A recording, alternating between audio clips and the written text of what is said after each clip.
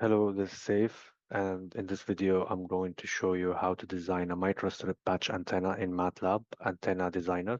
You open MATLAB and you go to the Apps tab. From the drop-down menu, you search Antenna and you open the Antenna Designer. Once it's open, you go to New, select your polarization, and from the antenna library, we are going to choose the microstrip from the patch family. In the dielectric, I'm going to choose material 1, which is a dielectric that I have defined. You can add dielectrics to the dielectric catalog. I'm going to show you how in a minute. So choose that. The design frequency, I will choose it to be 5 gigahertz. And then if you want to add dielectrics to the dielectric catalog, you go to the MATLAB command window and type open dielectric catalog. And there you can see the one I have defined. You can click anywhere and you can click here on add row, and don't forget to save before you close the catalog, and then it will be showing in the Antenna Designer.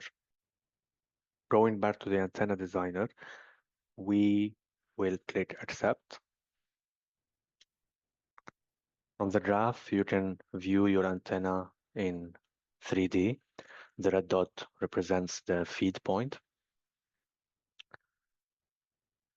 And on the left side, on the properties, you can define the dimensions of your antenna. And I am going to do that. Once you are done, don't forget to click apply. Now, before you start seeing the parameters, it's advisable that you go to the analysis settings and choose the mesh settings. By default, it's on auto, but you can manually specify how your geometry of the antenna will be meshed. So I will specify 0.01 and 0.009 with a growth rate of 0.95. And okay, we can see the meshing by clicking on mesh. These settings of the meshing will affect how fast your calculations will be. The more meshes, the more computationally heavy your program will be. And if you want to know how much memory will it take, you can click on memory estimate, and MATLAB will tell you that the patch microstrip mesh requires a memory of 830 megabytes. Okay. Now let's observe the gain, 3D gain pattern.